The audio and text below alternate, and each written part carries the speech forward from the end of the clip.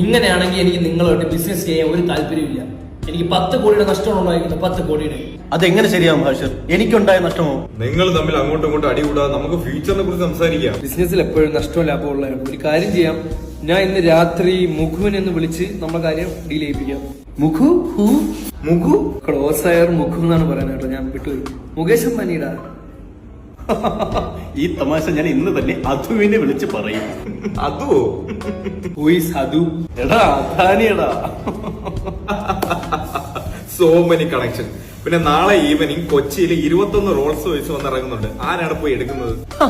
എന്ത് വർത്താനം അത്? റോൾസ് റോയ്സ് എടുത്തു? ഞാൻ BM അല്ലേ പറഞ്ഞേ. ഇങ്ങനെയാണ് എന്റെ ഇരിക്കുന്നത്. ബാക്കി 500 കോടി ഞാൻ എടുത്ത് കാറ്റിപ്പറത്തിക്കളയും. വിനായക, നീ ഇങ്ങനെ പിണങ്ങുകയാണെങ്കിൽ എന്റെ ഇരിക്കുന്ന 2000 കോടി എടുത്ത് ഞാൻ കത്തിച്ചു കളയും കേട്ടല്ലേ. നിങ്ങൾ തമ്മിൽ ഇങ്ങനെ തർക്കിക്കല്ലേ. 3 രൂപ കൊളുക്കുമല ഞാൻ വിൽക്കാൻ പോവുകയാണ്. ബെസ്റ്റ് ഡീൽ അല്ലേ? അവിടുന്ന് വരുന്ന തേയില പൊടിച്ചാണ് എന്റെ ഉമ്മാമാക്ക് ഞാൻ ചായ കൊടുത്തോണ്ടിരുന്നത്. അവിടുത്തെ 4000 കോടിയുടെ നിക്ഷേപം നഷ്ടപ്പെടും. മൊത്തം 40,000 കിലോയാണ് അവിടുത്തെ ടേണിങ് വരുന്നത്. നീ കുളുക്കുമല വിൽക്കാൻ നിൽക്കരുത്. അത് നമ്മളെ ഭയങ്കര നഷ്ടം ഉണ്ടാകും നമുക്ക്. എനിക്ക് അതിന്റെ പകുതി പൊളിക്കാനുള്ള ഒരു അവകാശം നിങ്ങൾ തരൂ. അങ്ങനെയാണെങ്കിൽ ഞാൻ ഇനി PM-നെ വിളിക്കാൻ നിൽക്കണം. PM-നെ ഞാൻ നാളെ പോയി മീറ്റ് ചെയ്യുന്നുണ്ട്. അപ്പൊ മറ്റന്നാളത്തെ CM-ന്റെ മീറ്റിംഗ് അത് ഞാൻ ക്യാൻസൽ ചെയ്തു. നീ എന്റെ അടുത്ത് ഇതൊന്നും പറയാത്ത എന്താ വിനായക? എനിക്ക് ആ താജ്മഹലിന്റെ ഫ്രണ്ടിൽ കിടക്കുന്ന 10 സെന്റ് ഞാൻ വിറ്റോട്ടെ.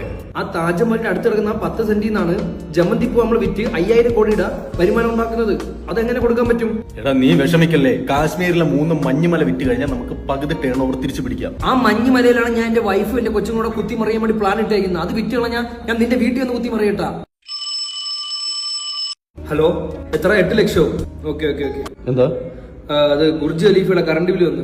ബുർജ് ഖലീഫിൽ ആരാ താമസിക്കുന്നത്? രണ്ടാമത്തെ വൈഫ്. ഹാഷിറ, നിന്റെ രണ്ടാമത്തെ വൈഫ് എനിക്ക് 2000 കോടി തരാനുണ്ട് കേട്ടോ.